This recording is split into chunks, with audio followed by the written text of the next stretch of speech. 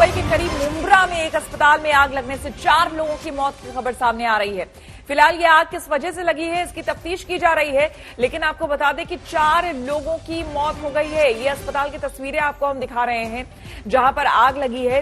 Prime centre जो लिखा हुआ सामने आ रहा है और ये देखिए यहां पर लगातार दमकल की गाड़ियां जो है वो मौजूद हैं। मरीजों को शिफ्ट करते वक्त कई लोगों की जान भी गई है, यह भी बताया जा रहा है। 3:40 पर सुबह सुबह अस्पताल में आग लग गई, जिसके बाद 4 लोगों की जान चली गई। बताया जा रहा है दमकल कर्मियों ने आग पर काबू पा लिया है। ये कोरोना काल है, लेकिन शादियों का मौसम भी चल रहा है। शादियों पर रोक नहीं है, लेकिन राज्यों ने इसकी गाइडलाइंस तय कर दी है। जिसने गाइडलाइन का ख्याल रखा उनकी शादी तो बिना बाधा के हो गई, लेकिन जिन्होंने प्रशासन को गच्चा देने की कोशिश की वो खुद गच्चा खा गए। कहीं शादी का समारोह रुक गया तो कहीं दूल्हे राजा हवालात पहुंच गए।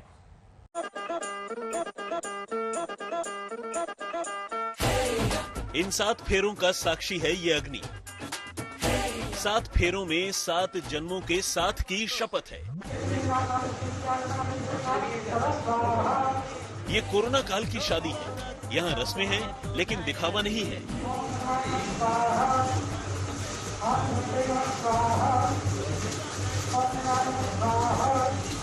दूल्हा पीपी किट में है तो दुल्हन भी, और तो और शादी कराने वाले पंडित जी भी पीपी किट पहनकर मंत्रोच्चारण कर रहे हैं। कोरोना काल में ये अनोखी शादी हुई है मध्य प्रदेश के रतलाम में। दूल्हे का नाम है आकाश बोरासी और दुल्हन है नेहा। आकाश बोरासी पेशे से इंजीनियर हैं और पुणे की एक कंपनी में काम करते हैं। 26 अप्रैल को उनकी शादी थी, लेकिन 14 अप्रैल को ही वो कोरोना संक्रमित हो गए। परिवार वाले ये शादी टालना नहीं चाहते थे, लिहाजा प्रशासन ने भी उदारता दिखाते हुए शादी की अनुमति दे दी। शर्त ये थी कि शादी में शामिल हर शख्स पीपी किट पहनेगा। हुआ भी ऐसा ही। शादी में दोनों पक्षों से सिर्फ 8 लोग मौजूद थे। पीपी किट में दूल्हे दुल्हन की शादी कोरोना काल में नजीर बन गई।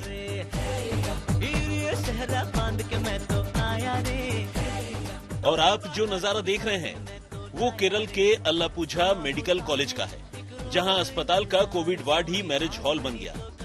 यहां शरत मोन नाम के दूल्हे की शादी अभिरामी से हो रही है। ये शादी 25 अप्रैल को होनी थी, लेकिन शरत कोरोना पॉजिटिव हो गए। परिवार वालों ने सोचा कि शादी टालनी नहीं है, फिर क्या था। दुल्हन अस्पताल पहुंची, दूल्हा और दुल्हन ने पीपी किट पहनी और हो गई शादी। अब जरा ये शादी देखिए।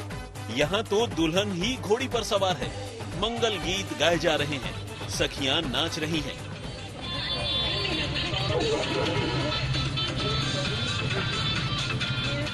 ये तस्वीरें राजस्थान के बुहाना पुलिस स्टेशन की हैं, जहां की महिला कांस्टेबल सोनिया की 26 मई को शादी थी। थाने में ही रस्में शुरू हो गई।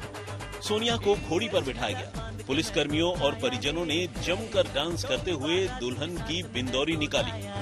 अब तो ना होता है एक रोज इंतजार, सोनी आज नहीं तो कल है। ये तो वैसे भी शादी ब्याह का सीजन है, लेकिन कोरोना प्रोटोकॉल का ख्याल रखना सबकी जिम्मेदारी है।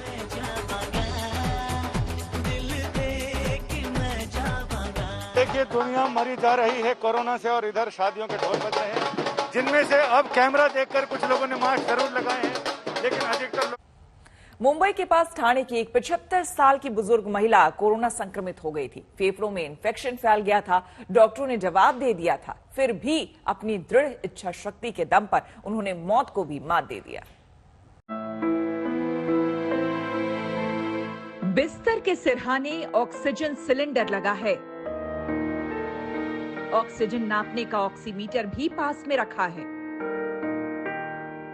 दवाओं की शीशियां टेबल पर है और इन सब के बीच इस बिस्तर पर आप जिस बुजुर्ग महिला को देख रहे हैं वो इस कोरोना काल में जीती जागती चमत्कार हैं। जी हां, ठाणे के डोंबिवली की शैलजा नकवे की ये जिंदगी चमत्कार ही तो है।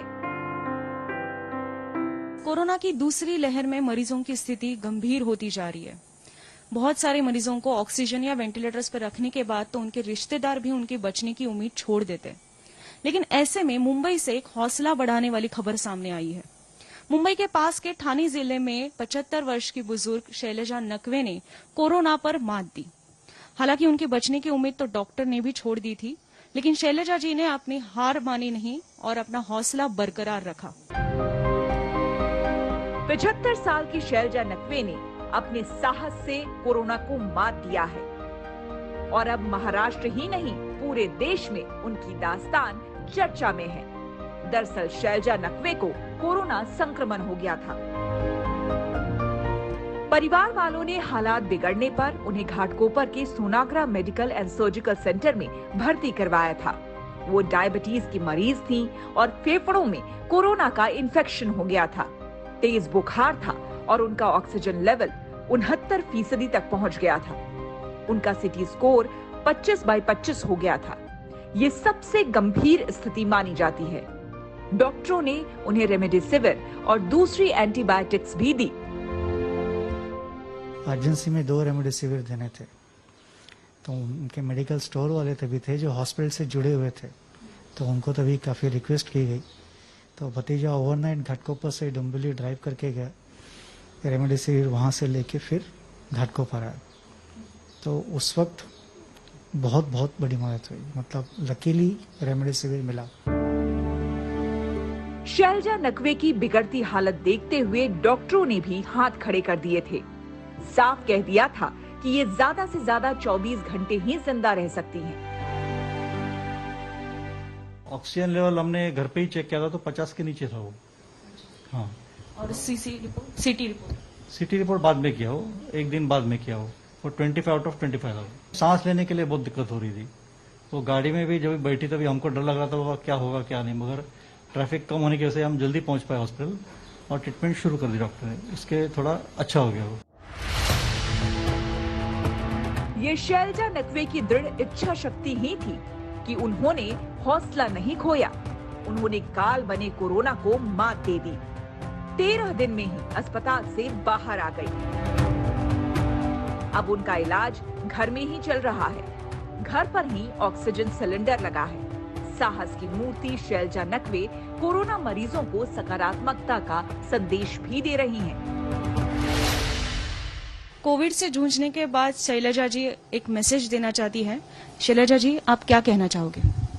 मैं कहूँगी कि मेरे जैसा सबको मत हो और जल्दी रिकवर करो, और मैं जैसा उसमें गई है वैसा सबको नहीं होना चाहिए। अच्छे से रहना चाहिए और टेंशन नहीं लेना चाहिए। 75 साल की शैलजा नकवे एक मिसाल बन गई हैं। उनके लिए जो कोरोना से संक्रमित हैं, उन्होंने साबित कर दिया कि अगर हौसला हो तो कोई भी जंग जीती जा सकती है। महामारी से लड़ना है लेकिन हारना नहीं है। इसे इच्छा शक्ति कहें या जिंदगी से प्यार, उम्र के इस पड़ाव में इस महिला ने तो कोरोना को धूल चटा दी। वाकई इच्छा शक्ति से क्या कुछ हासिल नहीं हो सकता। मुंबई से राकेश सालस्कर के साथ मैं अनुजा, आज तक। कोरोना का संक्रमण हर ओर है। हर व्यक्ति चाहता है कि अपने स्तर पर कम से कम वो मुकाबला कर सके, और मुकाबला करने के लिए आपको क्या करना है? तो आपको स्वस्थ रहना है। इसीलिए स्वामी रामदेव हमारे साथ एक बार फिर जुड़ रहे हैं। स्वामी जी, बहुत स्वागत है आपका।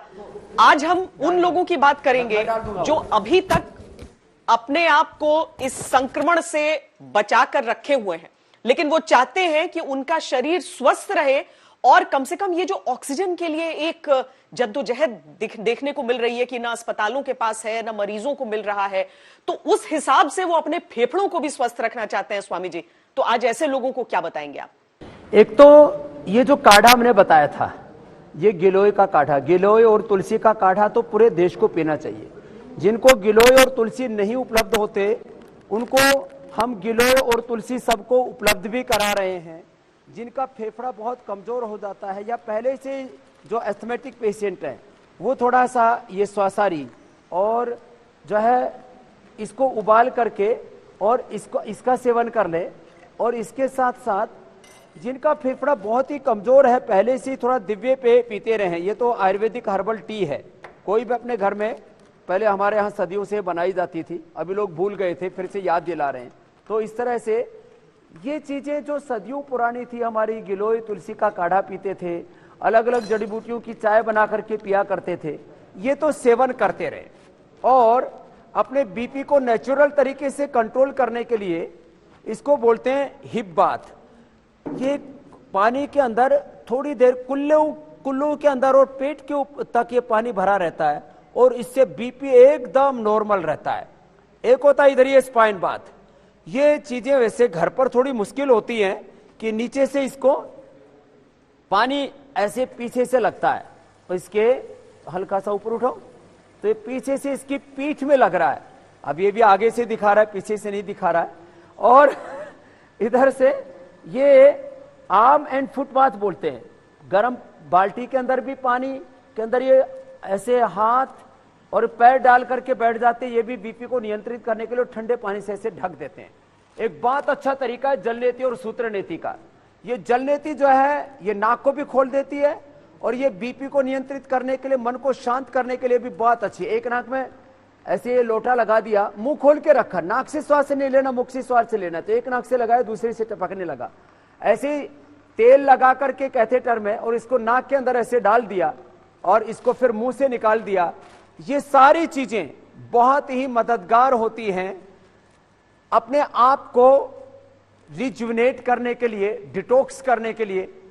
शेष ये जो है स्टीम दे करके और अंदर इसमें स्टीम बॉक्स में स्टीम भर दिया जाता है। आदमी के सिर पर ठंडे पानी की पट्टी रख दी जाती है और इधर एक हम नस्य कराते हैं। ये तो बड़ा ही जबरदस्त है। ये थोड़े थोड़े डिटॉक्स के उपाय अपने नाक के अंदर सरसों का तेल, नारियल का तेल, अणु तेल, षडबिंदु तेल, ये सब डाल करके अपने आप को, क्योंकि लोगों के नाक भी बंद है, रिलैक्स करने के लिए। और ये सिरोधारा, अक्षित अर्पण, आंख के अंदर ये त्रिफला घृत डालते हैं। ये उड़द के आटे से ये पूरी बना करके आंख के अंदर ये अक्षित अर्पण कराते हैं। ये भी बड़ा जबरदस्त है। और जो कमजोर लोग हैं उनको अपने आप को, पहले कहते थे ना भाई तगड़े हो जाओ मालिश करके, ये कोरोना ठाड़े का कुछ बिगाड़ेगा नहीं, माड़े को छोड़ेगा नहीं। तो ये जो है अभ्यंग का एक तरीका, ये ड्राई मसाज, इसको कोल कुलत्थादि बोलते हैं, इसको अब उद्वर्तन उसको कहा जाता है। और जिनके पेट बहुत गड़बड़ है उनके लिए एक तो तरीका होता है, ये दूध के अंदर डाल देते हैं एरंड का तेल और उस एरंड के तेल को डाल करके थोड़ा इसके अंदर हनी डालकर 3 चम्मच एरंड का तेल, 3 चम्मच हनी, थोड़ा सेंधा नमक और दूध के अंदर ये डाला और ये कैथेटर होता है। अब टीवी के एक मर्यादा, इससे ज्यादा नहीं दिखाएंगे। ये कैथेटर जो है ये अब इसके अंदर चला जाएगा एनस से और ये पूरा खाली हो जाएगा आधा से 1 लीटर तक। पेट एकदम फर्स्ट क्लास हो जाता है। तो ऐसी चीजें पहले भूल गए थे लोग, हम याद दिला रहे हैं। और किसी को बहुत ज्यादा टाइफाइड हो जाता है तो लोग घबरा जाते हैं। तो एक मैं बहुत महत्वपूर्ण बात बताना चाहता हूं, ये है खूब कला, ये है मुनक्का और यह है अंजीर। 3 पीस खूब कला के, 8 से 10 दाने मुनक्का के और 2-3 ग्राम ये खूब कला, इनको पीस करके और इसका काढ़ा बना के पी लेते हैं। ये तो टाइफाइड के लिए रामबाण चीजें हैं। ऐसी चीजें हम भूल गए थे, मैंने थोड़ी सी इन चीजों की याद दिलाई। और जो हेल्दी आदमी है, रोज यदि वो मात्र 5 मिनट भी सूर्य नमस्कार कर ले तो फिर वो कभी कोरोना से संक्रमित नहीं होगा।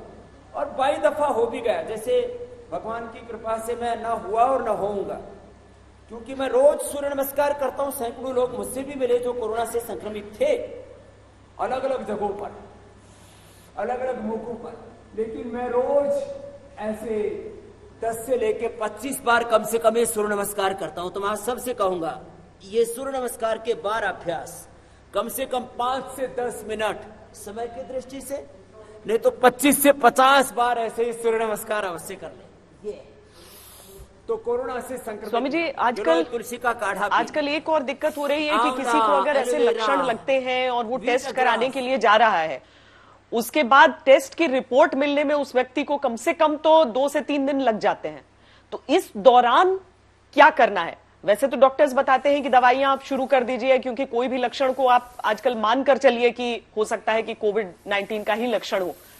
तो इस दौरान लोग क्या कर सकते हैं ताकि वो तैयारी एक तरह से कर ले, अपने शरीर को स्वस्थ और ज्यादा तैयार रखें? ये आपने एक अहम बात पूछी। 3 से 5 दिन लोगों को लग रहे हैं टेस्ट का पता लगने में, और तब तक उस व्यक्ति से कई बार तो पूरा परिवार संक्रमित हो जाता है। तो पहली बात तो यह है, किसी को भी सर्दी जुकाम और ये कोरोना के अब लक्षण सारे देश को पता लग गया है। ऐसी परिस्थितियों में जिसको भी सर्दी जुकाम हो, गला खराब हो जाए, फीवर उतरे नहीं, तो ऐसी परिस्थितियों में उसको अपने आप को होम क्वारंटीन करके सबसे पहला काम उसको प्राणायाम शुरू कर देना चाहिए। दूसरा, उसको गिलोय का तुलसी का काढ़ा, उसमें जिनको कोरोना हो चुका है वे थोड़ा उसमें काली मिर्च, हल्दी, अदरक और दालचीनी, अश्वगंधा ये सब डाल सकते हैं। थोड़ा उसके अंदर मुलट्ठी डाल सकते हैं, और दूध में हल्दी चलाजी, च्यवनप्राश या डायबिटिक पेशेंट है तो च्यवनप्रभा का सेवन कर सकते हैं। शेष लोगों को कम से कम ये 5-7 प्राणायाम, ये तो मैं कहूंगा कि सबके लिए रामबाण है। भस्त्रिका, कपालभाति, उज्जाई, और होल्ड भी करना चाहिए इसमें 10 से 20 सेकेंड। अनुलोम विलोम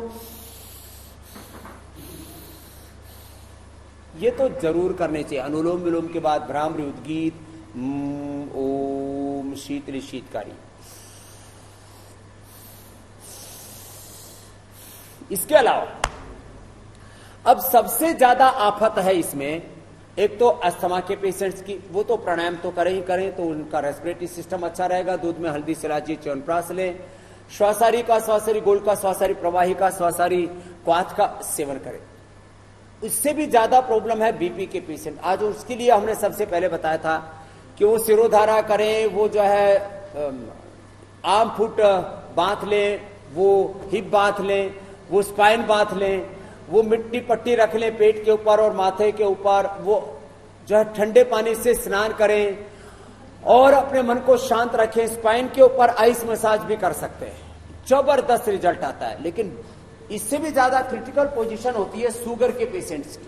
तो आज मैं शुगर के लिए भी आपको थोड़ा सा बताना चाहूंगा, क्योंकि शुगर के पेशेंट्स के ऊपर भी कोरोना का सबसे ज्यादा खतरा रहता है। और जो एलोपैथी की दवाइयां लेते हैं, और कोरोना का भी अपने आप में कॉम्प्लिकेशन है, खास करके रेमडेसिविर जैसी दवाइयां लेते हैं और इससे एकदम से शुगर शूट कर जाता है, 300-400 तक शुगर पहुंच जाता है। तो क्या करें?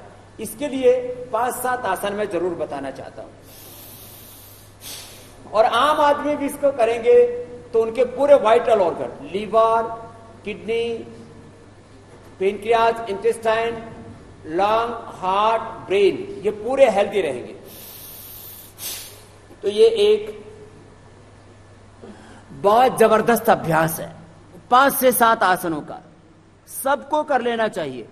और इससे पूरे हमारे वाइटल ऑर्गन्स वो इतने स्ट्रोंग रहेंगे कि कोरोना अटैक भी करेगा तो खुद को प्रोटेक्ट कर पाएंगे। तो ये मंडूक आसन, और इसमें कपालभाति साथ में करें। आसन, प्राणायाम अपने और स्वयं के रोग मुक्त होने का संकल्प, ध्यान, आसन, प्राणायाम, ध्यान, ये योग की त्रिवेणी हो जाती है एक तरह से। ऐसे ये मंडूक आसन करें, ऐसे ये शशकासन, मंडूक आसन बहुत ही जबरदस्त है। मंडूक आसन के 2 अभ्यास, और एक आसन में 1-2 मिनट से लेकर के हम 5-10 मिनट तक रोगी से ऐसे करवाते हैं, ठहराते हैं उसको एक आसन में। और डायबिटीज के पेशेंट को नॉन डायबिटिक करते हैं। खास बात यह है श्वेता जी, हम टाइप 1 डायबिटीज जिनकी HbA1c माने एवरेज शुगर जो है जिनकी 12, 13, 14 तक पहुंच गई थी, उनको हमने 5-6 तक पहुंचाए। ये दुनिया के इतिहास में पहली बार घटना हुई है। 2 मिनट से लेकर के विशेष परिस्थितियों में हम मंडूक आसन, शशक आसन, योग मुद्रा आसन 2 मिनट से लेकर 10 मिनट तक करवा देते हैं। जब ये आगे झुकते हैं तो सांस बाहर छोड़ते हैं। तो पहले तो अपने घर पर ही रह करके शुगर को कंट्रोल करें। खीरा, करेला, टमाटर का जूस, चिरायता, कुटकी, गिलोय, गुड़मार और सदाबहार, इनका जूस पिला देते हैं। मधुनाशिनी खाली पेट मधुग्रिट खाने के बाद देते हैं। यह अभ्यास कराते हैं 2 से 3 बार औषधि का सेवन। अब अर्धमत्स्येंद्रासन, इस प्रकार से ये जो मैं अभ्यास बता रहा हूं, ये सबसे शायद ये हो ना पाएगा अर्धमत्स्येंद्रासन, तो वक्रासन कर ले। यह अभ्यास 2 से अधिकतम 10 मिनट तक करा के डायबिटीज के पेशेंट को हमने नॉन डायबिटिक किया है। बीपी के पेशेंट तो प्राणायाम करके ठीक हो जाते हैं, थोड़ा बहुत जरूरत पड़े तो उनको हम जो है लौकी का जूस और मुक्तावटी खाली पेट बीपी किट खाने के बाद दे देते। ये जबरदस्त है डायबिटीज के लिए भी और सब रोगों के लिए, माने हेल्दी रहने के लिए भी जरूरी है। रोज पवन मुक्तासन कपालभाति के साथ करें। लोग जनरली ऐसे 10-20 सेकंड कर लेते, इससे बात नहीं बनेगी। 2 से लेकर के 5 मिनट। और बहुत ही क्रिटिकल शुगर है, क्रोनिक शुगर है, जेनेटिक शुगर है, उसको भी हमने chronic critical genetic BP sugar thyroid को हमने ठीक किया है। यही अभ्यास करा के पवन मुक्तासन और ये उत्तान पादासन 1-2 मिनट से शुरू करके विशेष परिस्थितियों में 5 से 10 मिनट, ये और ये। मैं बीपी शुगर थायराइड कोलेस्ट्रॉल के बाद जैसे लोगों की दवाएं बंद करा देता हूं। थायराइड पेशेंटों इस दफा कोरोना होने के बाद अलग अलग लक्षण जो दिख रहे हैं, उसमें कुछ को तो सर्दी जुकाम जैसे ही लक्षण रहते हैं, कुछ को जो कि आपने ब्रीदिंग वाली सारी चीजें सिखाई हैं और जो लोग अगर आम जीवन में ही आत्मसात कर लें तो उससे काफी फायदा हो जाएगा। लेकिन जब हो जाता है संक्रमण, उस स्थिति में किसी को जैसे पेट के लिए भी आपने बहुत सारी चीजें बताई हैं, लेकिन क्या कोई आसन भी उससे जुड़ा होता है? क्योंकि पेट की सबसे बड़ी समस्या ये हो जाती है कि दवाइयां और बढ़ जाती हैं ऐसे लोगों के लिए, क्योंकि दवाइयों का असर पेट पर, उससे न्यूट्रलाइज करने के लिए कोई दूसरी दवा। तो जो पेट के लक्षण जिसमें दिख रहे हैं, वो पेट खराब हो जाता है जिन लोगों का, वो क्या करें कोरोना से संक्रमण के बाद? एक तो बहन जो स्वस्थ व्यक्ति है तो सर्वांगासन, हलासन और शीर्षासन भी करें, इसलिए मैंने करके दिखाया। पेट के लिए जबरदस्त है कपालभाति, आराम आराम से करें। 3 चीजें सुबह उठते, वीटग्रास, एलोवेरा और लौकी का जूस, ये 3 चीजें पी लें। कितनी भयंकर एसिडिटी, किसी किसी के तो मुंह में छाले तक हो जाते हैं, बुरा हाल हो जाता है, पेट में छाले हो जाते हैं, उसको अल्सर तक, और किसी किसी को तो कोलाइटिस और बहुत भयंकर बुरी हालत हो जाती है, पूरा अंदर तक शरीर से ब्लीडिंग होने लगती है, पाइल्स फिशर फिस्टुला हो जाता है। तो एलोवेरा, लौकी और वीटग्रास, यदि तीनों को सुबह सुबह खाली पेट पी लिया तो पेट फर्स्ट क्लास। जीरा, धनिया, मेथी, सौंफ, अजवाइन सामान्य रूप से पेट के एनवायरमेंट के लिए, और विशेष रूप से जिनको एसिडिटी बहुत ज्यादा बढ़ जाती है तो जीरा, धनिया, सौंफ, मुलैठी और गुलाब के जो फूल हैं उनकी पंखुड़ियां, इसको रात को भिगो के सुबह इसका पानी पी लें, ये इसके लिए रामबाण है। और किसी को फैटी लीवर भी हो साथ में तो कपालभाति के साथ मंडूकासन और सर्वकल्प क्वाथ हम देते हैं। सर्वकल्प क्वाथ, लिवोग्रिट और लिवामृत, खाली पेट लिवोग्रिट खाने के बाद लिवामृत एडवांस। मैंने 1 सप्ताह के अंदर श्वेता जी फैटी लीवर को भी अच्छा किया है लोगों की। और ये कपालभाति तो रामबाण है, और ये मिट्टी पट्टी है, इसका तो कोई मुकाबला नहीं है। कोई भी मिट्टी पट्टी बहुत बनाना आसान है, कॉटन के कपड़े के भीतर मिट्टी को लपेट दिया और वो पेट के ऊपर और माथे के ऊपर रख दिया, इससे बेहतर कुछ भी नहीं हो सकता श्वेता जी। खाना चबा चबा करके खाएं, 3 लीटर लगभग पानी जरूर पिएं, और खाने में पहले सलाद और फल खाएं, बाद में पका हुआ खाना खाएं। और कोरोना पेशेंट्स से तो मैं कहूंगा वो जितना हो सके अनार, सेव, पपीता, सलाद और फल, जो भी और खाना चाहते हो फल खाएं, और पका हुआ खाना कम से कम खाएं, मुनक्का, अंजीर जरूर खाएं। तो इससे पेट में ये गर्मी वाली समस्या, इंडाइजेशन वाली समस्या और कमजोरी वाली समस्या कतई नहीं होगी श्वेता जी।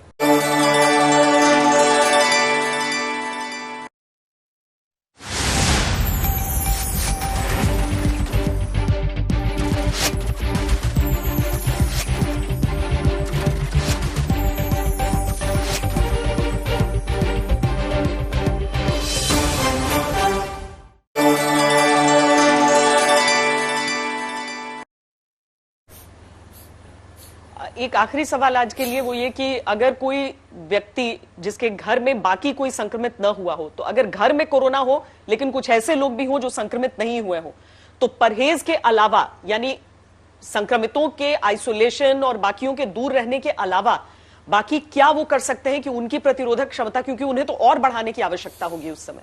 एक तो जैसे मैंने बताया, जो जितना कर पाए, सूर्य नमस्कार कर लें, आसन प्राणायाम कर लें, गिलोय जरूर सेवन करें। गिलोय ताजी लेकर के उसको चबा लें, उसको उबाल करके गिलोय तुलसी को पी लें। और अश्वगंधा, शतावर, सफेद मूसली, कोंच के बीज, बला बीज, विदारी कंद, वराही कंद और रिद्धि वृद्धि जीवक ऋष्भक, ये हमारे यहाँ पर सदियों से रिद्धि वृद्धि जीवक ऋष्भक, मेधा महामेधा, काकोली, क्षीर काकोली, अष्टवर्ग इसको बोला जाता है। अब इससे हमने ये इम्यूनोग्रिट भट्टी और इम्यूनोग्रिट पाउडर भी तैयार कर दिया है। तो कोई भी व्यक्ति जिसको जो उपलब्ध हो जाए, इसमें से अश्वगंधा, शतावर, सफेद मूसली आदि जो भी द्रव्य उपलब्ध हो जाएं, उतना यदि सेवन करते रहेंगे तो इम्यूनिटी इतनी जबरदस्त रहेगी। जैसे 40 सालों में स्वामी रामदेव को एक भी कोई अंग्रेजी दवाई नहीं खानी पड़ी, न कभी सर्दी जुकाम, न कभी कोई बुखार, न उल्टी, न दस्त, न कभी फूड पॉइजनिंग। ये ताकत है योग की। इसलिए मैं सबसे कहूंगा योग को जरूर करें। 6 घंटा की नींद सबके लिए बहुत जरूरी है। खुश रहें और नकारात्मकता से, नेगेटिविटी से अपने आप को उभारें, क्योंकि जब आप नेगेटिव होते हैं तो आपकी इम्यूनिटी भी डाउन चली जाती है। और जब आप पॉजिटिव रहते हैं, हंसते मुस्कुराते रहते हैं, चाहे जितनी संकट, समस्याएं, मुसीबतें हमारे सामने हों, लेकिन कभी भी हौसला नहीं हारना चाहिए।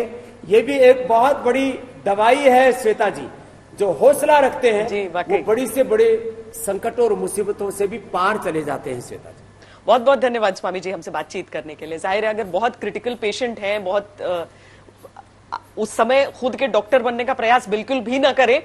हम जो आपको बता रहे हैं वो बता रहे हैं किस तरीके से आप अपने शरीर की प्रतिरोधक क्षमता को बढ़ा सकते हैं, और जब तक ट्रीटमेंट नहीं मिल पा रहा है उस दौरान क्या किया जा सकता है।